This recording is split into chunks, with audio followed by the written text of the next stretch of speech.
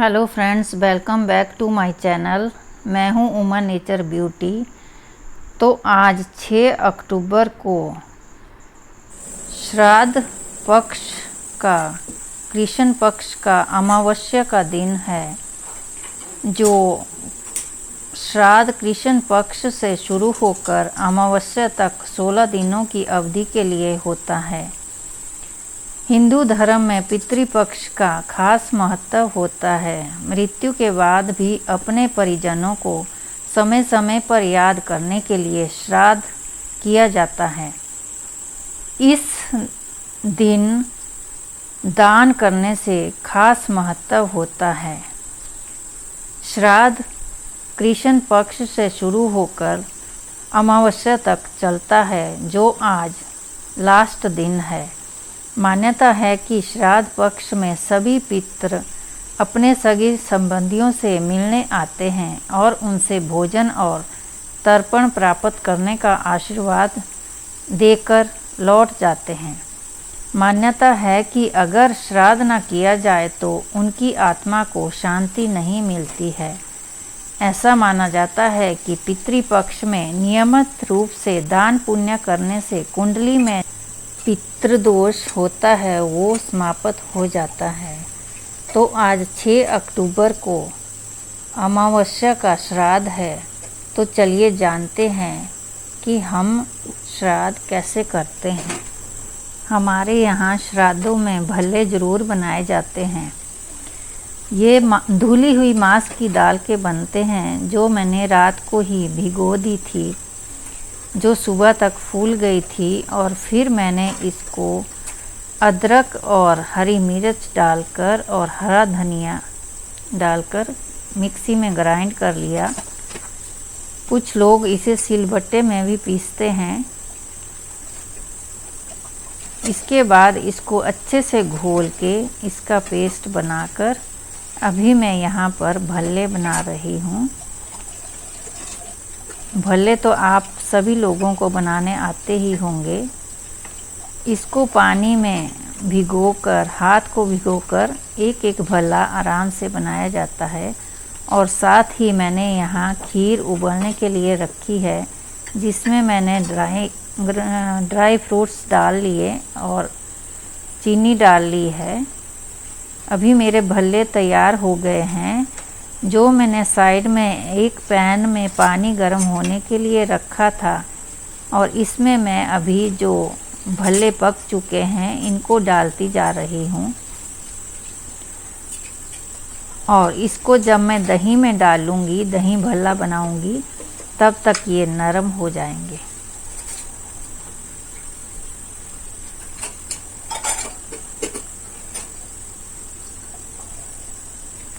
और ऐसे ही मैं भल्ले बनाकर रखती जा रही हूँ। अभी मेरे भल्ले तैयार हो गए हैं और साथ ही जो पेस्ट बचा है उसकी मैं छोटी छोटी बड़ियाँ बना रही हूँ।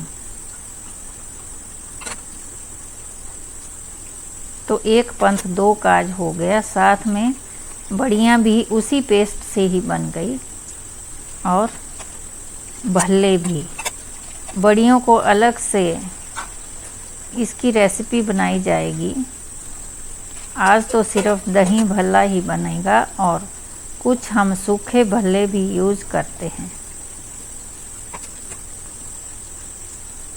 अभी साथ ही इन बड़ियों को मैं पलटा दे रही हूँ, साथ ही उलटती जाऊंगी।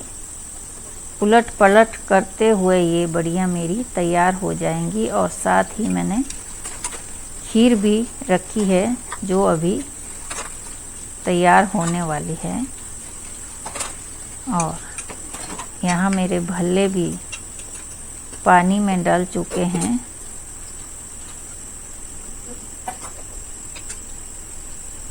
और ये अभी बड़ियाँ भी रेडी हो गई है। जब तक बड़ियाँ रेडी होती है तब तक जानते हैं कि पितरों के गुरु कौन थे।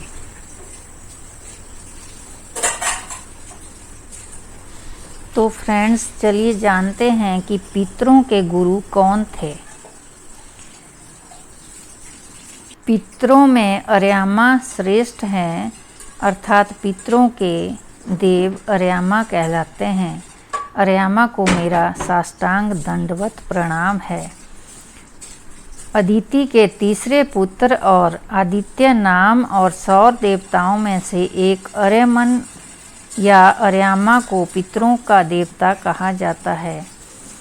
आकाश में आकाश गंगा उन्हीं के मार्ग का सूचक है। सूर्य से संबंधित इन देवता का अधिकार प्राप्त और रात्रि के चक्कर पर है। चंद्रमंडल में स्थिति पितृलोक में अर्यामा सभी पितरों के अधिपति नियुक्त है। वे जानते हैं कि कौन सा पितृ किस कुल और परिवार से है। अश्विनी कृष्ण प्रतिपदा से लेकर अमावस्या तक ऊपर की किरण अर्यामा और किरण के साथ पितृप्राण पृथ्वी पर व्याप्त रहता है। पितरों में श्रेष्ठ हैं अर्यामा। ये महर्षि कश्यप की पत्नी देव माता अदिति के पुत्र हैं और इंद्राणी देवताओं के भाई। पुराण के अनुसार उत्तरा फाल्गुनी नक्षत्र इनका निवास लोक है। इनकी गणना नित्य पितरों में की जाती है। जड़ चेतनमयी सृष्टि में शरीर का निर्माण नित्य पितृ ही करते हैं। इनके प्रसन्न होने पर पितरों की तृप्ति होती है। श्राद्ध के समय इनके नाम से जल दान दिया जाता है। यज्ञ में मित्र सूर्य तथा वरुण जल देवता के स्वाहा का हव्य और श्राद्ध में स्वधा का कव्य दोनों स्वीकार करते हैं। तो फ्रेंड्स, मैंने आपको पितरों के देवता के बारे में कुछ जानकारी दी जो शास्त्रों में लिखा गया है।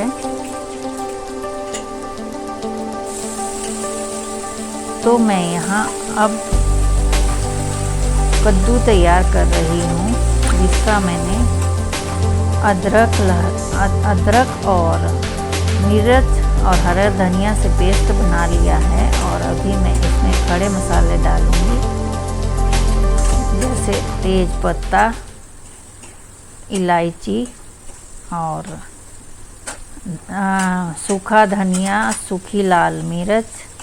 ये मैंने डाल के अभी मैं इसमें कद्दू डाल रही हूँ और इसको मैं ऐसे ही थोड़ी देर चला के फ्राई करके मसाले में ही फ्राई करूँगी। और मैंने इसमें हल्दी नमक डाल दिया है। अभी मैं इसको ऐसे ही चलाती रहूँगी। और मेरे भल्ले जो तैयार हो गए हैं,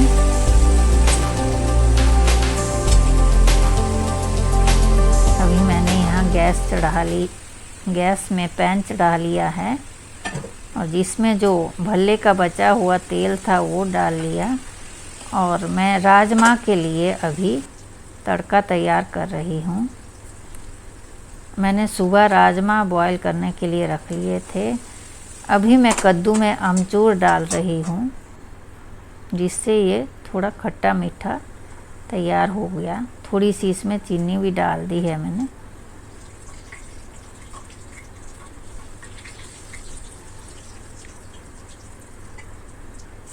यहाँ मैंने जीरा डाल दिया, थोड़ी सरसों भी डाली है। और ये जो मैंने हरी मिर्च, हरा धनिया और अदरक का पेस्ट तैयार किया था, ये इसमें डाल दिया। और इसमें मैंने सौंफ, अजवाइन और मेथी सूखी पहले ही राजमा को बॉईल करते समय डाल दी।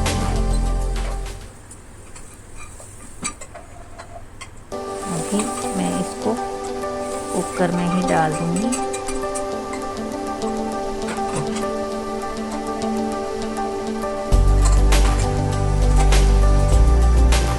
और मेरे यहाँ राजमा भी रेडी हो गए। अभी मैंने पूरियों के लिए तेल चढ़ा लिया है जो गर्म हो चुका है।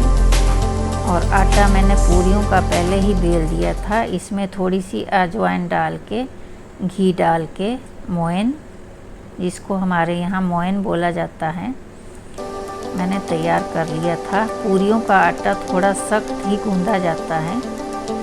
जिससे पूरी अच्छी बेली जाती है और थोड़ी सख्त ही रहती है। थोड़ी देर इसको मैंने ऐसे ही छोड़ दिया था गीले कपड़े से ढक के। अभी मैं यहाँ पूरियाँ बेल लूँगी। हमारे यहाँ 3 पूरियाँ पहले निकाली जाती है श्राद्ध में, एक कौवे के लिए, गाय के लिए और कुत्ते के लिए। जो सबसे पहले मैं 3 पूरियाँ निकाल लूँगी।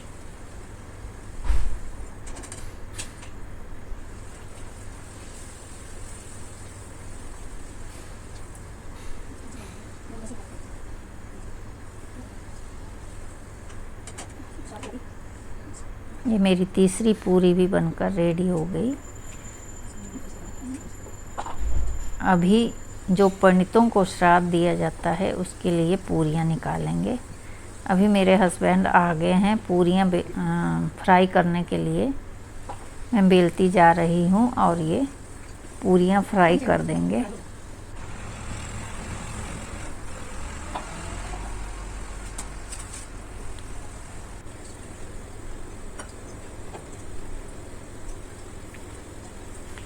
अभी हमारी पूरियाँ रेडी हो गई और मैंने यहाँ 3 थाली लगा ली है। आज जो भी भूले भटके हमारे पितर होते हैं उनका श्राद्ध दिया जाता है लास्ट में। तो हमारे यहाँ 3 जनों का श्राद्ध होता है, तो मैंने 3 थालियाँ लगा ली है, जिसमें पूरी, खीर और राजमा, कद्दू जो भी बनाया है वो सारा रखेंगे। और इनकी पूजा करके पहले मेरे हस्बैंड ने की, फिर मैंने, अभी मेरा बेटा भी करेगा।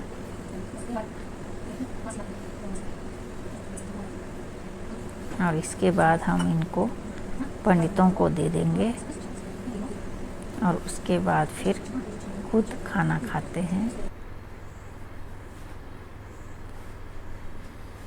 तो फ्रेंड्स, ये श्राद्ध की वीडियो थी जो मैंने आपके साथ शेयर की। आपको कैसी लगी मुझे कमेंट करके ज़रूर बताना, और मेरे चैनल को अगर नए हो तो सब्सक्राइब ज़रूर करें। Thank you for watching my video.